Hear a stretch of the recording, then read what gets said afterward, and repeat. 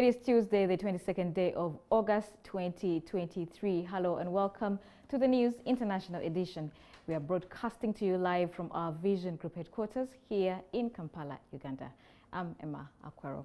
We start today from Niger, where the uprising has lasted now for 3 weeks. The latest update coming in is that a convoy of about 300 supply trucks have now arrived in the capital, Niamey, as Burkina Faso comes to the aid of its sanctions-hit neighbor.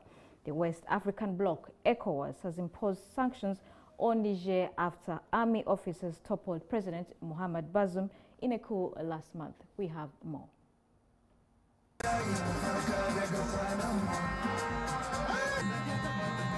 After the coup last month, Benin and Nigeria closed their borders, disrupting supplies. But Burkina Faso, also led by soldiers who came to power in a coup and is suspended from ECOWAS, has been quick to show its support for the new regime. Burkina Faso has sent trucks mostly carrying food. The trucks were guarded by its army before Niger took charge of protecting them. Around 300 trucks arrived in the capital, Niamey. The products included maize, salt and household goods. I traveled from Kaya in Burkina Faso to Dori in the east before crossing the Niger border near the town of Tera and pressing on to Niamey. We had no problems.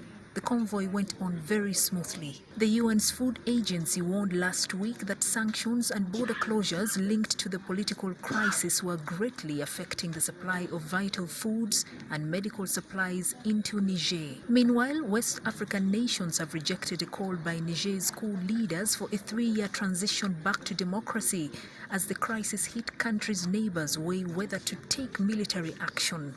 The new military ruler, General Abdurrahmane Tiani, has declared he will hold off a return to civilian rule after army officers toppled President Mohamed Bazoum last month. His announcement came after a delegation from the West African regional bloc, ECOWAS, which has threatened to use force to reinstate Bazoum, visited Niger in a final diplomatic push. Abdel Fattah Moussa, the ECOWAS Commissioner for Politics and Security, described the proposal of a 3-year transition as a joke and said the bloc would never accept it.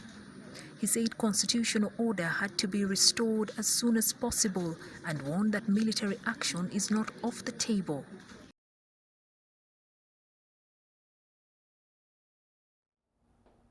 Now, Libyan authorities have repatriated about 161 Nigerians as part of a UN-backed voluntary return scheme. This is because some North African countries have seen a spike in irregular migration. We have details of this.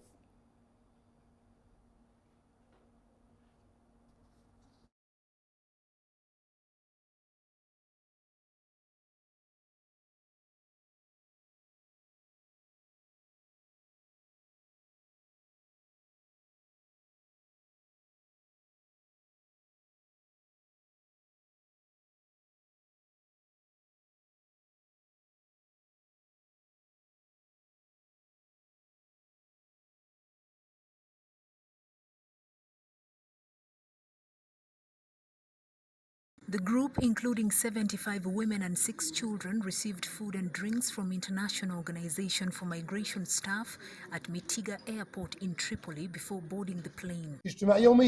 We cannot bear the burden of clandestine migration alone without international support.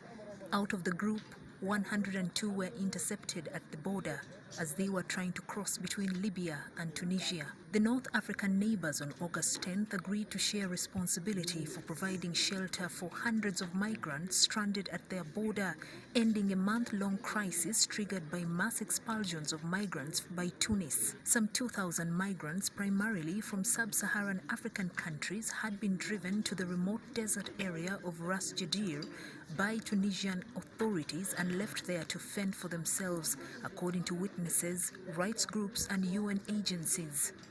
Since the start of July, at least 27 have been found dead in the border area and another 73 were missing. An official with Nigeria's embassy in Tripoli said the group of 161 was not forced back home. 161 Nigerians are returning back to Nigeria through the voluntary repatriation program between the IOM, the Libyan government and Nigeria. A group of 165 Nigerians, including 90 women and 9 children, was repatriated on the 20th of June under the same scheme. Libya is a major gateway for migrants and asylum seekers attempting perilous sea voyages in often rickety boats in the hope of a better life in Europe. An estimated 600,000 migrants live in the war-scarred country, which has seen 12 years of stop-start conflict since the 2011 NATO-backed revolt that toppled strongman Muammar Gaddafi. Libyan authorities have come under sharp criticism from the United Nations and rights groups over reported violence against migrants. Now, U.S. President Joe Biden has told survivors of a horrific blaze in Hawaii that the government would not abandon them as it toured the scene of the worst wildfire the U.S. has seen in the last century. The 80-year-old saw for himself the devastation wreaked on Lahaina by a fire that killed at least 114 people as it leveled the historic town. I've seen just in the several hours I've been here so far, remarkable resilience, such incredibly good people. Jill and I are here to grieve with you, but also want you to know the entire country is here for you. That's not hyperbole. We mean that. The entire country is here for you. U.S. President Joe Biden is fighting criticism his government was too slow to respond to the disaster that devastated a town of more than 12,000 people in Hawaii. Former President Donald Trump said it was disgraceful that his successor had not visited Hawaii sooner, though the White House has said Biden delayed his trip so as not to distract officials and rescuers working on ground. Residents have also lashed out at Maui officials who they say should have sounded an alarm system as the fire erupted. Biden and First Lady Jill walked through the ravaged remains of Lahaina with Hawaii's Governor Josh Green and his wife nearly 2 weeks after ferocious wind-whipped blazes sent residents jumping into the ocean to escape the flames. Many houses were completely destroyed by the wall of fire that tore through the town. The shells of other buildings still stand, shorn of the vibrancy that made Lahaina a major tourist draw. The burned-out hulks of cars litter roads where they were abandoned by drivers who realized, some too late, that the way out was snarled with traffic. The death toll is expected to rise, with around an eighth of the disaster area still to search. Officials have warned that some bodies are so badly burnt that identification could be tricky or even impossible. The pace of victim recovery and the small number of people who have been positively identified is another source of anguish for those still hunting for loved ones.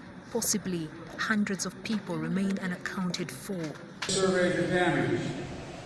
I want you to know, whatever it takes, as long as it takes. I look at your congressmen and senators and governor and lieutenant governor. We're going to get it done for you. But get it done the way you want it done. Now, from the continent of Africa, BRICS leaders are meeting today in South Africa as the loose association of major emerging economies seek to assert its voice as a counterweight to Western dominance in global affairs. The called BRICS nations, Brazil, Russia, India, China, and South Africa, represent a quarter of the global economy. Interest in joining the club has surged. Security has been bolstered across the city, where South Africa's President Cyril Ramaphosa hosts Chinese President Xi Jinping, India's Prime Minister Narendra Modi, Brazil's President Luiz Inácio Lula da Silva, and some 50 other leaders. Russian President Vladimir Putin is the target of an international arrest warrant over alleged war crimes in Ukraine and will not attend in person, with Foreign Minister Sergei Lavrov sent on his behalf. Representing 40% of the world's population across 3 continents with economies at different levels of growth, the BRICS share a common desire for a global order they see as better reflecting their interests and rising clout. The theme of its 15th summit is BRICS and Africa, and comes as the continent emerges as a renewed diplomatic battleground, with the United States, Russia and China jostling for economic and diplomatic influence. Yesterday, Ramaphosa said his country would not be drawn into a contest between global powers and strongly reaffirmed South Africa's long-standing policy of non-alignment. There is growing interest in the bloc, which began as 4 nations in 2009 but expanded the following year with the addition of South Africa. Ahead of this summit, at least 40 countries have expressed interest in joining, including Iran, Saudi Arabia, Bangladesh and Argentina. South Africa will present BRICS leaders with a proposal to expand its membership, and a decision on the matter is expected at the summit's close.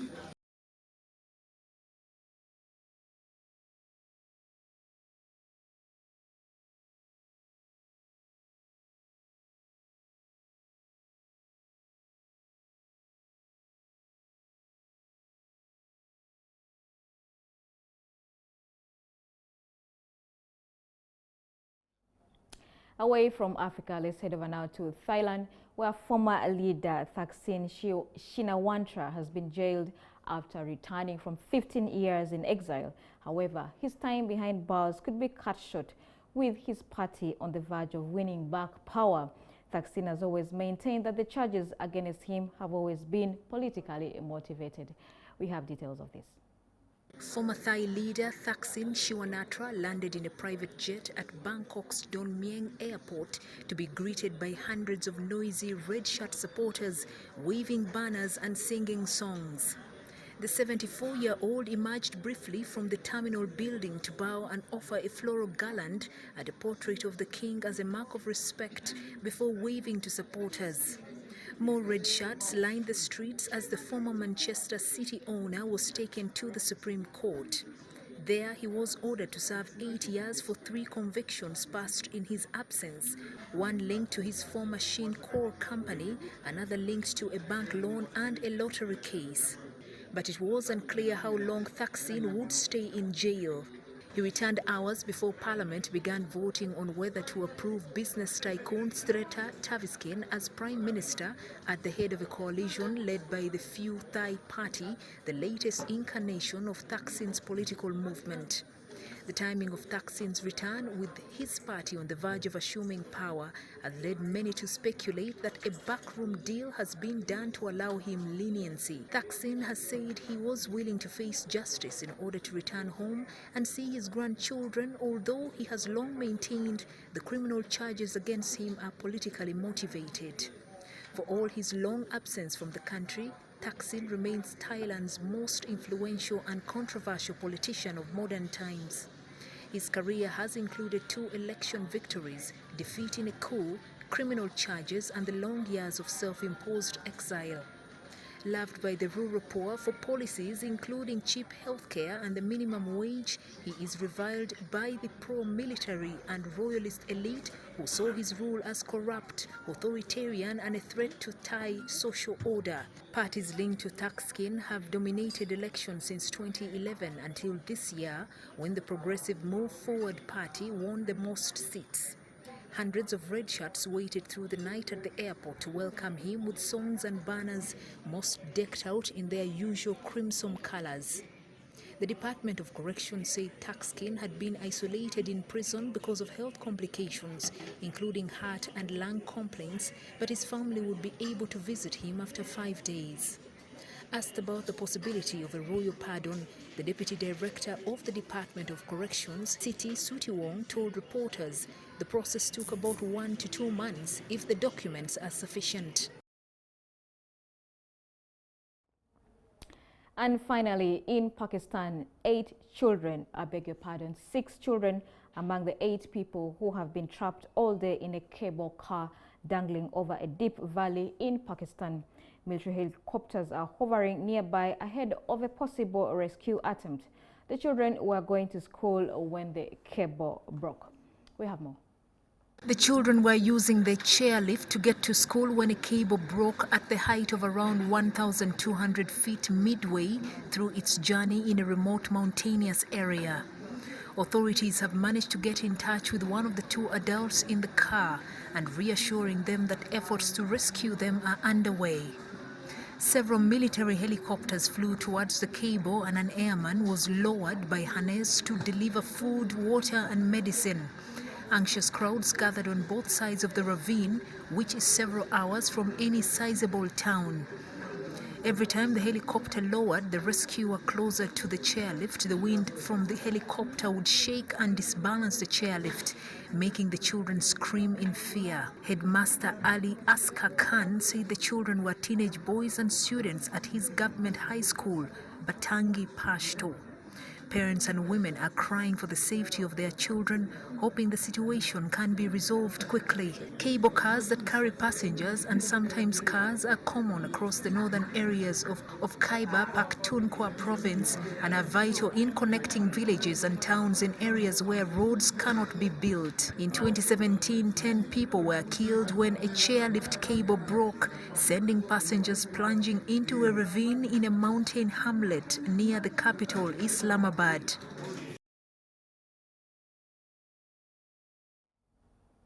Very sad scenes there indeed.